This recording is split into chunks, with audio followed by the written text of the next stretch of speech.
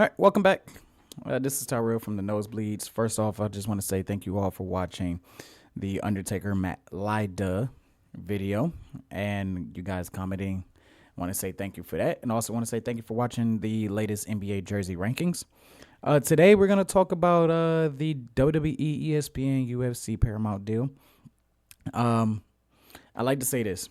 I know I'm a week late on this, but I like to let my opinions matter in this or marinate. I like to see some of the people's reactions to it and also just kind of process my own 2 cents on it. So let's start off with the UFC side. I want to start off with the UFC side because it's very important how the two different fan bases are feeling on this. So I've seen a lot of positive reactions to the UFC deal. Now their deal is 7 years for $7.7 billion. And over on the ESPN side, when UFC went to ESPN, I remember there was a lot of negative feedback because essentially it was we got to pay for this subscription to ESPN, ESPN Plus, and then turn around and had to pay for an individual fee. And for the most part, it seemed like most people put up with it. So fast forward now, 7-year deal, 7.7, and it is a part of your subscription to Paramount. So you get all the benefits of Paramount Plus you get the UFC live events. And I'm not sure, I didn't read anything about their UFC's history library coming over to Paramount. I think you still got to get the Fight Pass for that. So it's a win deal for UFC. And actually, if you really think about it, it's kind of a similar deal that WWE had with Peacock. And hey, you subscribe to Peacock, you get WWE a part of it. It's pretty much the same deal minus the history library behind it, from what I read. So huge win for the UFC, huge win for their fans that have been shelling out money to get the ESPN Plus and then shell out more money for the pay-per-view events. So congratulations to them. However, WWE is now kind of doing something similar to the Peacock deal, but it's way more expensive. For 11 years. Yeah, 11 years. Almost 12 if they would have waited. WWE fans pretty much have been paying $10 a month. First with the network, then going to Peacock. I know Peacock has gone up a little bit on their subscription base, especially if you pay for commercial free. I think it's like $16.99 now or something like that. I know it's $13.99. Yeah, it's $13.99 now, but I know they're going up to $16.99 because I got the notification not too long ago. So fans have been pretty much satisfied with it. Peacock has some glitches early on, but they've ironed things out for the most part, and they do a good job. They do a pretty good job running it. And WWE's deal is a 5-year deal for $1.6 billion. So UFC made essentially $6 billion more than the WWE. They're all under one umbrella, which is the TKO umbrella. So, okay.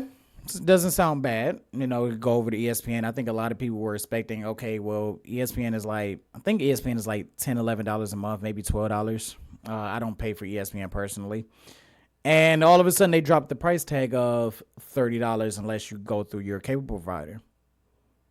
So I'm going to pull out my phone calculator. And for 5 years, right? Let's go 30. And let's just say it stays the exact same rate. Let's just say it stays at $29.99, $30, whatever you want to call it. Stays there for 5 years straight. Don't go up, don't go down. It stays there at $30, right? That's $360 a year. Times that by 5 years, that's $1,800. That's $1,800. Now, granted, some people will argue, well, it's not like the pay-per-view events, where you had to pay $45, $50, $60. And that's true, right? But when a fan base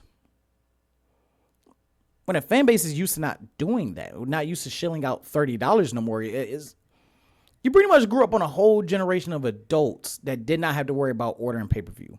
That all they had to do was take $10, $13 a month, and voila, I get. Not only do I get the live pay-per-views, I get all the major four. I call it the major five. I could consider Money in the Bank in that category now, especially since they're doing stadium shows for it. And I'm used to this. Now, me personally, I'm 29 years old, and my entire adult life, I have not had to worry about paying $60 a month for a pay-per-view. I paid $10. I paid $10 a month for 11 years, $13 in the last few years. And there's the live pay-per-views. There's all five of the major five pay-per-views. And I get the library. I get all the SmackDowns. I get the Raws. Not no more since they moved over to Netflix. And we're going to talk about that at another time because Netflix has botched adding classic Raw. I don't know what they're doing. I know it's something about they're waiting on like to see what the numbers are into the classic Raw episodes, but if you just upload them all, we're going to watch it. Nobody wants to watch one episode and then not be able to move on to the next week. So essentially, fans are used to this. I'm used to this. Most people my age or younger are used to this. People who were used to paying pay-per-view, now they're used to this. You're taking away something that's 11 years. And I get it. It's a $30 price tag. You still get to, watch the pay-per-views. You don't have to pay an additional fee like the UFC fans had to. However, the library so far does not port over to ESPN. So if you want to watch the classic WWE that is available in all the other territories and all the libraries that they got, you still got to pay $16 a month, right? So let's say, and maybe I missed this, but didn't see anything about the library eventually going over to ESPN, right? So, like I just mentioned, Peacock went up on the ad-free content, on the ad-free subscription base, from $13.99 to $16.99. And let's do that math, right? We want to watch the classic Raw, classic SmackDowns, the classic pay-per-view events, everything that they have to offer, right? So we already paying $1,800 over these next 5 years for just the ESPN and watch the live pay-per-view events, right? So at $17, let's just round up. At $17, that's $204 a year. That's $1,020. Add that to the $1,800. That's almost $3,000. We're not even including tax. So there's about almost $3,000 over these next 5 years that the fans have to pay. And it's like, that's a big deal. That's a big deal, right? That's a big deal compared to like maybe, and we probably more than likely, because over 11 years, we've paid more. Okay. And, $10 a month. Like, let's say, I think the last 7 years, it was $10. And I am doing quick math here, or trying to do math and talk at the same time. So that's, and then, okay, 40. And then let's say the last 3 years has been, and this is just a rough guesstimation, has been $14 a month for the last 3 years.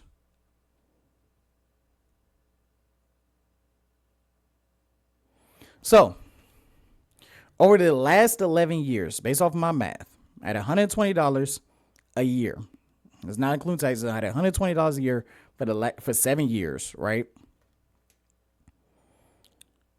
So let's break this down. So at $10 a month for 7 years, we're going to split this at 7 years and 4 years, right? Because I think I know for sure the last 2 years has been $13.99. So we actually going to do that. So we're going to do 120. We're going to times that by 10 years. Okay. We're going to by 9 years. We're going to times that by 9 years. We get 1,080. We get 1,080. Okay. We're going to take that, put that 1,080 to the side. The last 2 years, $14 a month for the last 2 years. That's $336. We add that to the 1080, and that's $1,416. That's $1,016. That's That's $1,416 over these last 11 years. That's just guessing. That's not including taxes. That's just, it was $10 a month with WWE Network. And then I remember when we ported over to Peacock, it was still $10 a month for the most part. Like I said, I think the last couple of years they went up to 11, then they went up to 13. But just making it extremely simple. Over the last 11 years, fans have paid $1,416. Numbers don't lie, right? We just sat here and did the math. Just did it on my phone. Took $10, times that by 12, that's $120. Then we times that over 9 years. Came up to 1080. Put that number to the side. Did the last 2 years at $14 as a rough guesstimation. Times that by 14 times 12. And then we took that number and times it by 2 years. Doubled it.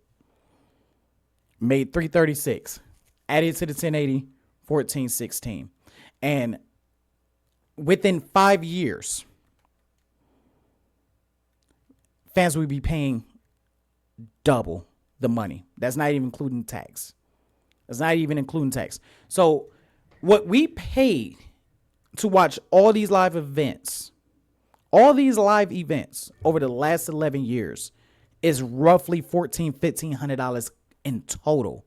And within 5 years of this new ESPN deal, it is going to double what we paid in the last 11 years. The last 11 years, we paid about $1,500 a month. $1,500 over 11 years. Okay. I don't know why I said $1,500 a month, but we paid $1,500 over the last 11 years. Okay. Maybe a little bit higher, maybe a little bit lower, more than likely a little higher because we got taxes, and I could be wrong about, maybe I think Peacock went through an $11.99 period, but just based off of $10.99 or $9.99, just round up to 10, and then the current $13.99 compared to paying $30 and to turn around and still pay $17 now to get the library. And that's not even including changing prices. That's not including fees and taxes increasing. Same way with the math I did. That's not it. That was just basic $10, $14. But the point is that we paid less, and not even like a little bit less, not even like $50 less. We're talking about almost double.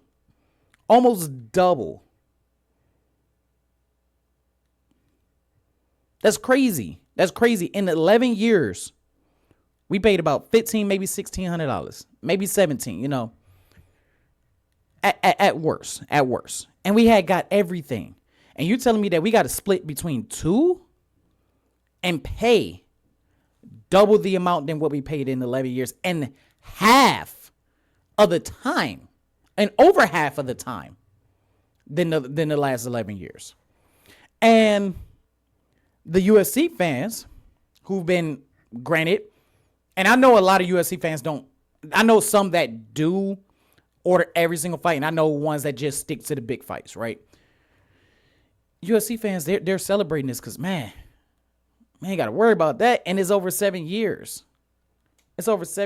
Peacock's subscription right now is about $16.99 for ad-free. So we're going, mind you, we're ranking the highest of the high. We're talking about paying for no ads.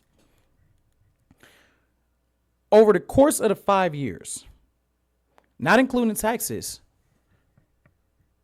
Paramount fans, I think I said Peacock earlier. I apologize about that. But Paramount, people who just strictly sticking to the UFC with this new deal, $1,428 over the next 7 years. What we come up with our basic math, not including taxes or anything, over the last 11 years with WWE, that's only $10 more. That's only $10 more. And some people say it's a WWE thing. Some people say it's a TKO thing. I don't know who negotiated. I think I got a clue. More than likely Nick Khan on the WWE side and Dana White on the UFC side. Clearly Dana White still thought about the fans. Nick Khan didn't. And we can say a lot of things about Dana White. We can say a lot of things about Vince McMahon. But I will admit to this. They have always found a way to make their money, to get stinking rich, but to also make sure they're not fucking the fans over as far as their wallets, especially over the last 10, 11 years. More so Vince than Dana, right? Because like I said, Dana was still charging pay-per-view, pay-per-view event. And the whole subscription thing with the UFC, them having to pay $10 and then you still, that $10 subscription is an ESPN thing. That's not a UFC thing. And Dana White went into the negotiations with Paramount and say, hey, make it a part of the subscription. Now, my understanding, fans still had to pay for the Fight Pass if you want to watch the classic UFC events. So there is that separate subscription base. And I'm not totally sure. I got my phone right here. I'll just look up how much it costs to get a UFC Fight Pass. But it's still what? Significantly less? And that's the thing. That's the thing. So a monthly plan for a fight pass is $10 a month. It's $10 a month. So in that regard, UFC also has strictly UFC fans have to pay it. My understanding, as of what I understand right now, they still had to pay for Fight Pass. And that's a separate, similar with WWE. Subscription base, two separate subscription base. But that's significantly less. That's significantly less. And let's say Fight Pass doesn't go up. Fight Pass doesn't go up. It stays at $9.99, $10.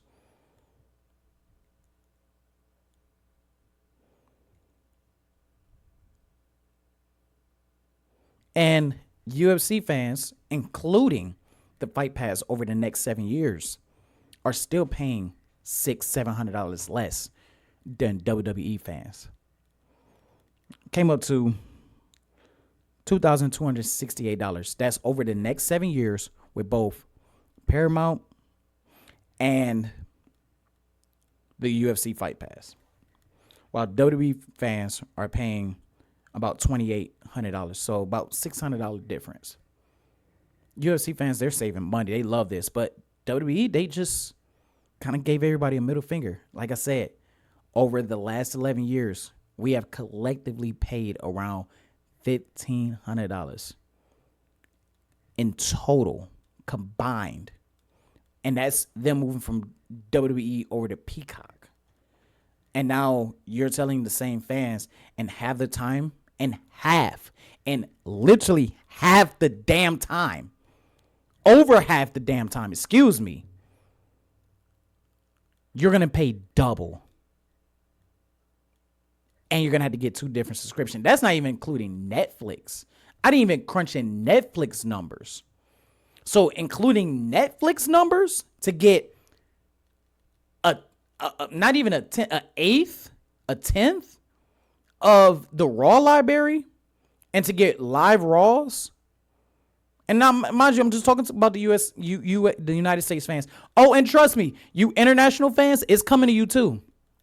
You best believe it. They're going to link up with somebody else that's not ESPN. Canada is probably going to be Sports Nation. Trust me, y'all or TSN. I think their ESPN version is TSN. It's coming to y'all. It's coming to y'all. Trust me. And if you don't believe me, they already did it once because y'all had the WWE Network well after the United States fans got Peacock. Y'all still had the WWE Network. And what happened? It eventually went to Peacock. Then it went to Netflix. So it's coming. Oh, it's coming. Best believe it. It's coming to y'all too. But let's strictly talk about the United States fans for the WWE side. We're not including the Netflix. Including the Netflix deal, now we're talking almost triple. Probably 2.5 times more, almost triple. And the less span. Because I think Netflix right now, at their highest subscription is $24.99. And this is already a tough, not to get too political, this is a tough economy. People are struggling to make ends meet, and we still want our entertainment. WWE they just give a shit. Nick Khan didn't give a shit. Everybody's saying Triple H, Triple H, Triple H. Triple H is the content creator officer. He's content creation.